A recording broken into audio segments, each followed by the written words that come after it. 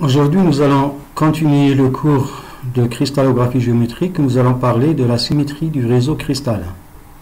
On va commencer par quelques généralités. Et dans ces généralités, on va donc passer aux définitions. Alors, tout d'abord, on définit ce que c'est qu'une opération de symétrie. Alors, une opération de symétrie fait passer le cristal d'une position initiale, c'est-à-dire de départ, à une position finale, une position d'arrivée, indiscernable entre elles, c'est-à-dire qu'on ne peut pas distinguer entre les deux positions. Elles sont équivalentes et identiques. Cette opération peut être soit une translation, soit une rotation, soit une inversion par rapport à un point, soit une réflexion par rapport à un plan, ou une combinaison de celles-ci. Ensuite, l'opération de symétrie doit se faire par rapport à un opérateur ou un élément de symétrie. Donc c'est quoi l'opérateur ou l'élément de symétrie? C'est l'objet mathématique par rapport auquel est exécutée l'opération. Exemple, soit une rotation par rapport à un axe, soit une inversion par rapport à un point, soit une réflexion par rapport à un plan. Alors maintenant que nous avons défini l'opération de symétrie et l'élément de symétrie, donc il faut faire attention pour ne pas confondre entre opération et élément de symétrie. Maintenant nous allons passer aux propriétés mathématiques des opérations de symétrie et on va définir la notion de groupe au sens mathématique du terme et on va l'appliquer aux opérations de symétrie.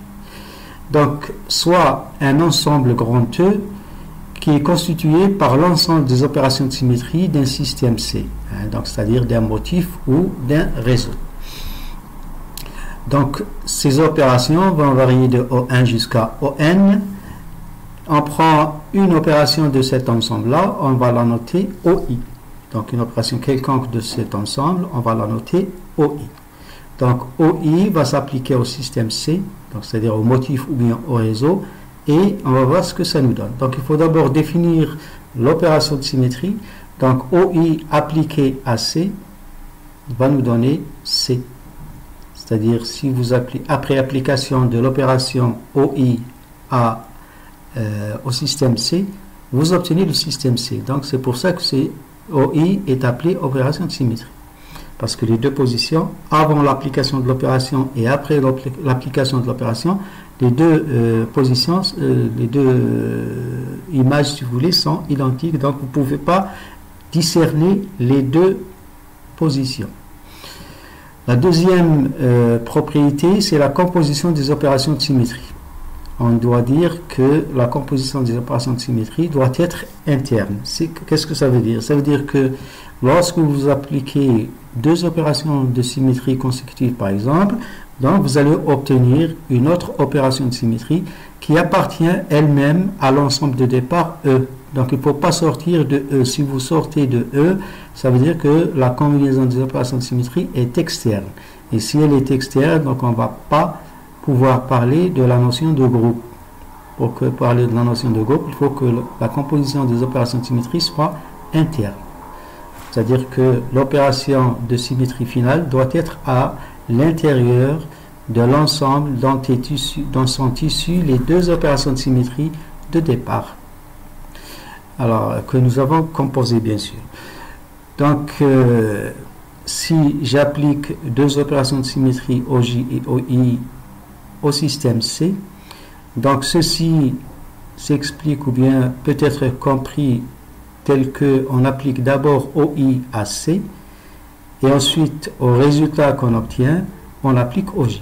Donc vous regardez, on applique OJ entre parenthèses OIC, donc OIC c'est C, donc nous avons le C ici, et on applique OJ à C, donc on obtient C parce que OJ est aussi une opération de symétrie. Donc vous avez remarqué qu'on commence par l'opération de symétrie située à droite. Donc ici à droite, c'est-à-dire celle qui est juste devant le système C.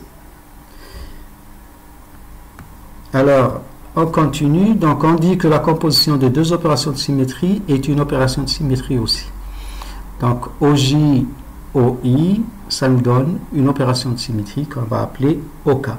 Et OK, comme nous avons dit tout à l'heure, doit appartenir aussi à E.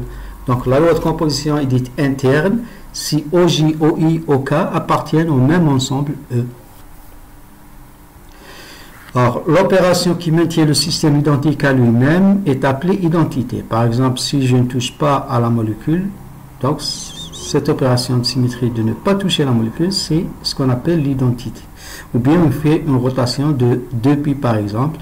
Donc c'est aussi une opération de symétrie appelée identité. Alors elle est notée 1 en cristallographie d'après la notation Hermann-Mauguin. Et on parle alors de l'existence donc d'un élément neutre appartenant à E. 1, c'est une opération de symétrie qui appartient à n'importe quel ensemble parce que l'identité, elle se trouve dans tout système C, ou bien dans tout motif, ou bien dans tout cristal, dans tout réseau. Alors, on continue sur la notion de groupe. Donc, quatrième propriété, chaque opération de symétrie OI doit admettre un inverse OI-1 qui appartient aussi à l'ensemble E. Donc, vous voyez que toutes les opérations de symétrie doivent faire partie de l'ensemble E. Donc, OI-1, c'est l'inverse de OI et on le définit comme ceci. Donc, OI-1 OI appliqué à C. Donc, ça doit être OI-1 C parce que OIC là, c'est C, ça devient C. Donc, il nous reste OI-1. Comme OI-1, c'est aussi une opération de symétrie de E, donc ça nous donne C. Et cette écriture-là, C, je peux l'écrire moi 1 fois C, c'est-à-dire 1 appliqué à C. On sait que l'identité appliquée à un système ne change pas le système. Donc, si je fais l'identification entre le 1 ici et le OI-1 OI, donc on trouve que OI-1 OI égale 1. Donc, le symétrique, enfin une opération de symétrie OI multipliée ou bien composée avec son symétrique, je préfère dire composée et non pas multipliée, donc composée avec son symétrique donne l'identité. Alors, chaque élément de E a un inverse qui appartient à E. Donc, normalement, chaque opération de symétrie OI doit admettre un inverse qui appartient toujours à l'ensemble E. Alors maintenant, cinquièmement, la combinaison des opérations de symétrie est associative, c'est-à-dire elle doit être associative. Comment expliquer l'associativité? Donc, supposons qu'on applique 3 opérations de symétrie successives, donc on fait la combinaison de 3 opérations de symétrie successives OI, OJ, OK, tel que c'est marqué ici. Donc on commence à droite.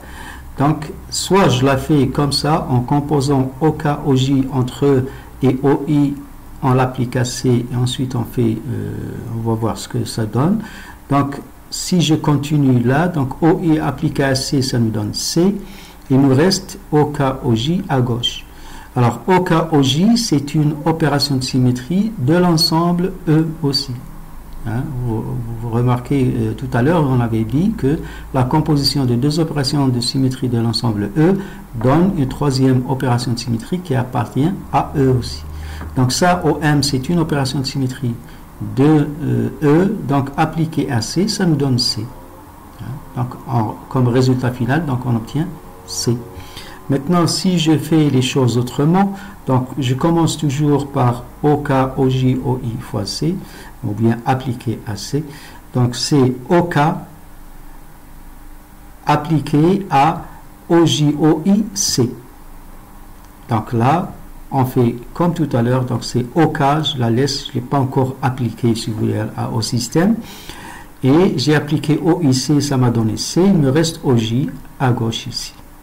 Donc, OJC, c'est aussi C, donc il nous reste OK fois C. Donc, ceci nous donne OK fois C.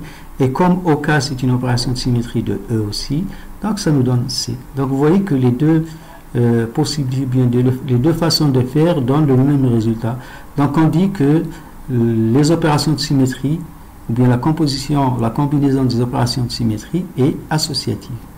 Donc si maintenant vous avez ces 5 propriétés que nous avons déjà définies, donc ces 5 propriétés vont nous permettre de définir ce qu'on appelle un groupe au sens mathématique. Donc c'est-à-dire que on définit la loi de composition, ensuite on cherche l'élément neutre, on dit que la composition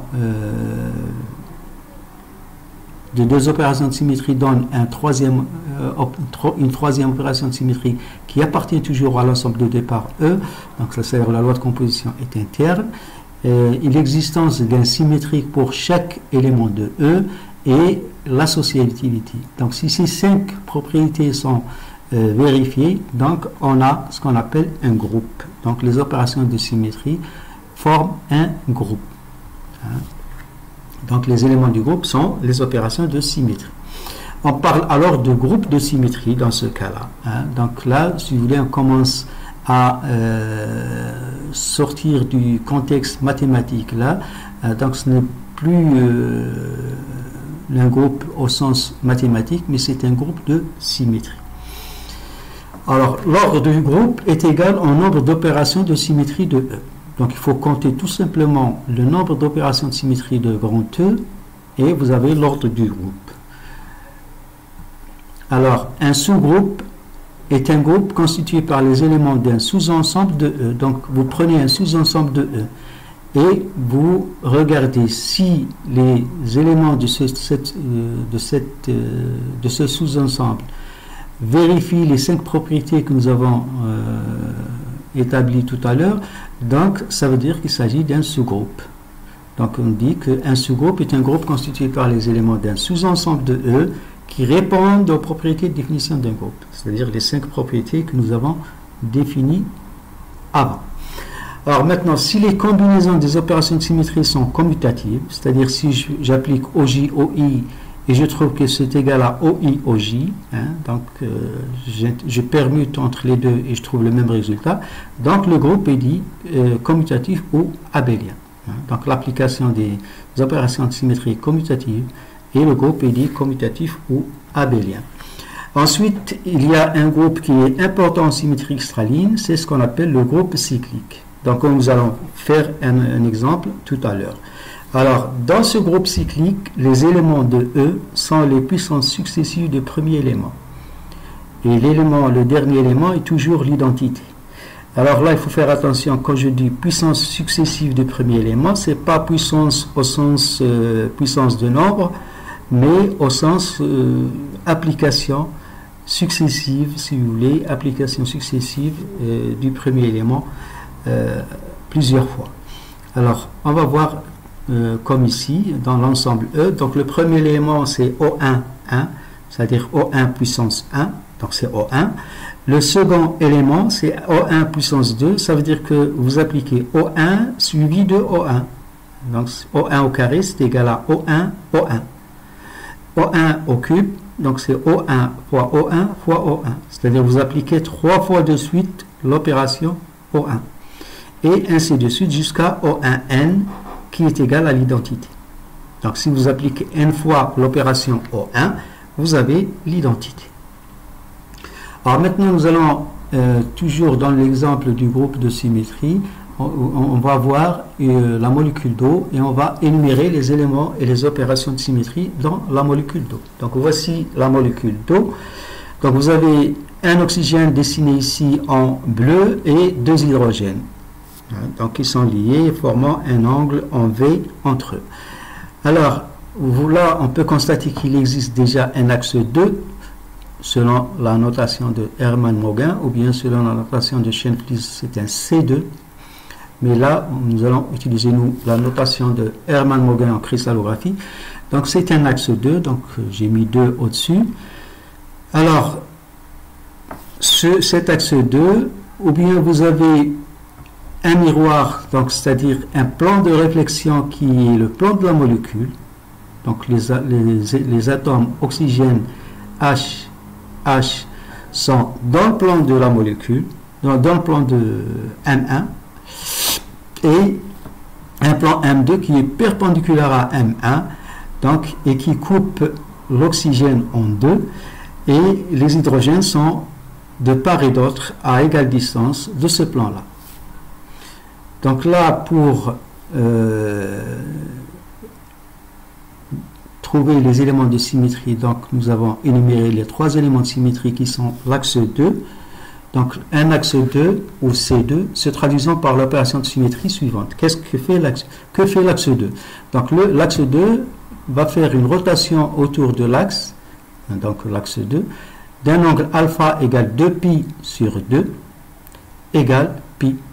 Donc si vous faites une rotation autour de l'axe 2, qui est matérialisée ici par la flèche rouge, donc vous allez trouver que cette rotation est une opération de symétrie. On va le faire tout à l'heure.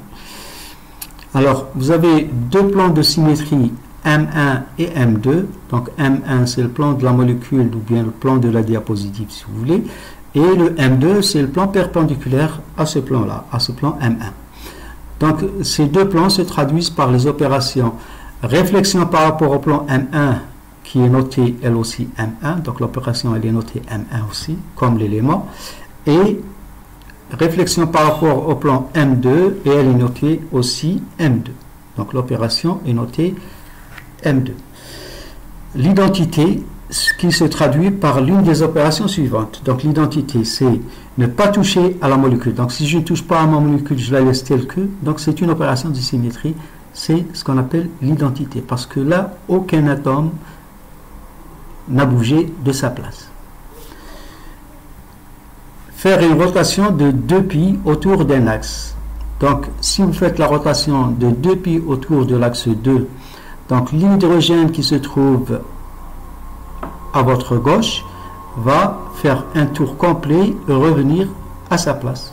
L'oxygène reste à sa place et l'autre hydrogène va faire lui aussi un tour complet et revenir à sa place. Donc là, si vous voulez, la molécule revient à sa position de départ. Ce n'est pas une position qui est équivalente, mais c'est la position de départ. Donc c'est pour ça qu'on dit que c'est l'identité. Ou bien, si vous faites 2 réflexions successives par rapport à un plan. Par exemple, si je prends ici M2 et que je fasse la réflexion par rapport à ce plan M2, donc le H, l'hydrogène de droite, va passer à gauche pour la première rotation, la première réflexion, et celui de gauche passe à droite. Et ensuite, pour la deuxième réflexion, les hydrogènes vont revenir à leur place. Et l'oxygène, la même chose. La première réflexion, la partie gauche de l'oxygène va passer à droite et la partie droite passe à gauche. Et deuxième réflexion, donc les 2 parties reviennent à leur position initiale. Donc c'est comme si la molécule n'a pas bougé du tout. Donc vous avez aussi l'identité. Ou bien si vous faites 2 inversions successives par rapport à un point d'inversion, bon ici je n'ai pas le point d'inversion, mais si vous faites 2 inversions successives, la première inversion va inverser si vous voulez 2 points, et la deuxième inversion va faire revenir les 2 points à leur place. Donc je ne peux pas vous le montrer sur la molécule d'eau parce qu'il n'y a pas de point d'inversion sur cette molécule. Alors maintenant, nous allons voir comment se transforme la molécule si je fais la rotation par rapport à l'axe 2. Donc on va voir l'image par rapport à l'axe 2. Donc vous voyez la petite flèche ici qui nous indique le sens de rotation. Et là j'ai indicé les hydrogènes pour les distinguer. Mais en principe, les hydrogènes sont identiques. Hein. C'est juste pour pouvoir, si vous voulez, repérer le déplacement de ces hydrogènes-là que j'ai noté H1 et H2 en indice. Donc si vous faites votre rotation de 2π sur 2 autour de cet axe, donc autour de l'axe 2, donc voilà ce que vous allez obtenir. Alors regardez, l'axe 2 n'a pas bougé de ça, si vous voulez rester, quoi qu'il a, qu'on tourne autour, mais il ne bouge pas lui. Les 2 plans M1 et M2, bon, ils tournent, mais si vous voulez, reviennent à leur place, hein, puisque c'est une rotation de π. Donc, je ne m'en occupe pas, mais je regarde ce qui se passe pour l'oxygène et pour les 2 hydrogènes. Donc, l'oxygène, vous voyez qu'il reste à sa place, mais vous avez un oxygène qui est un peu noir, noirci, un bleu noir. Pourquoi? C'est pour dire que c'est la partie qui était à l'arrière qui passe à l'avant. Hein? Regardez là, à gauche, vous avez un oxygène très bleu, clair, et à droite, vous avez un oxygène bleu noirâtre, donc sombre. Donc ça veut dire que c'est la partie qui était en arrière à gauche, elle passe en avant à droite. Les deux hydrogènes aussi, donc H2 il passe complètement à droite et H1 il passe complètement à gauche, mais c'est aussi les parties qui étaient cachées, hein, dans l'image de gauche, les parties qui étaient cachées vont passer à l'avant. Donc c'est pour ça que je les assombris, je les ai assombris un petit peu, donc je les ai teintés avec du noir davantage pour qu'on puisse dire que c'est la partie arrière qui est passée à l'avant. Donc c'est la partie arrière de la molécule qui est passée à l'avant ici, après une rotation de pi. Alors maintenant, si je fais l'image par rapport au plan de réflexion M1, donc M1 c'est le plan de la diapositive, donc vous avez les deux flèches ici qui vous indiquent le sens de réflexion, de la réflexion que je vais faire. Donc là, si je fais la réflexion, ça veut dire que les parties à l'arrière vont passer à l'avant pour les hydrogènes, pour l'oxygène aussi. Hein. Donc voilà ce qu'on va obtenir. Donc réflexion par rapport au plan M1. Voilà, donc j'ai trouvé que le H2 reste à sa place, le H1 reste à sa place parce que j'ai fait une réflexion. Et les parties noircies, hein, ou bien sombres, vont passer à l'avant et les parties claires, ils sont là à l'arrière. Ils sont passés à l'arrière. Donc là, vous avez ce qu'on appelle l'image par rapport à une réflexion suivant M1. Alors maintenant, si je regarde l'image par rapport au plan de réflexion M2, donc là aussi, regardez les flèches, donc comment se font les échanges, si vous voulez, les translations des atomes. Donc là, c'est une réflexion par rapport au plan M2, et voilà ce qu'on va obtenir. Donc là, H1 est passé à la place de H2, H2 est passé à la place de H1. L'oxygène ici, c'est la partie de droite qui est passée à gauche, ou bien la partie gauche qui est passée à droite, mais j'ai toujours les parties claires en avant. Donc parce que là, je n'ai pas fait une rotation, ou bien je n'ai pas fait une réflexion par rapport au plan de la diapositive. Donc j'ai fait la réflexion par rapport à un plan perpendiculaire au plan de la diapositive, c'est-à-dire perpendiculaire à M1. Donc tout ce qui était en avant reste en avant. Donc là, nous avons les parties claires ici. Voilà, donc ceci nous a montré comment faire les réflexions et les rotations autour des éléments symétriques qui les concernent, si vous voulez. Hein. Donc là, on va faire un exemple de composition d'opération de symétrie. Donc on va commencer par la réflexion par rapport au plan M2. Donc si je fais une réflexion par rapport au plan M2, c'est la dernière figure que nous avons obtenue tout à l'heure. Donc voilà, H1 passe à la place de H2 et H2 passe à la place de H1. L'oxygène, bon, c'est la partie droite qui est passée à gauche et la partie gauche qui est passée à droite, mais vous avez toujours la partie avant qui reste en avant. Donc vous avez les positions, les atomes qui sont en clair, donc bleu clair et rouge clair. Alors si je continue, donc je fais une réflexion par rapport à M1 maintenant. Regardez où M1 il se trouve dans le plan de la diapositive. Donc si je fais la réflexion, donc les atomes vont rester à leur place, sauf que c'est la partie qui est à l'arrière qui passe à l'avant et la partie qui est à l'avant qui passe à l'arrière. Donc voilà, donc j'obtiens des atomes en sombre, en couleur sombre si vous voulez, pour dire que c'est la partie qui était à l'arrière qui est passée à l'avant. Voilà. Donc là, vous avez fait la composition de M1 fois M2. Hein, parce que nous avons commencé par M2, donc il faut la placer à droite. Donc c'est la composition M1, M2. On va la noter tout à l'heure. Alors maintenant, quelle est l'opération de symétrie qui fait ça directement à partir de la première, comment dirais-je, la première notation, ou bien la première le premier schéma jusqu'au dernier schéma directement. Comment on fait ça directement? On le fait par une rotation de pi autour de l'axe 2, tout simplement. Donc si vous faites une rotation de pi autour de l'axe 2, vous obtenez ça. Hein. Vous pouvez revenir au schéma précédent de l'axe 2 et vous allez voir que c'est exactement ce qui se passe. Donc là, on dit que l'axe 2 fait la même chose que M1, M2. Donc M1, M2 donne 2. Voilà. M1, M2 donne 2.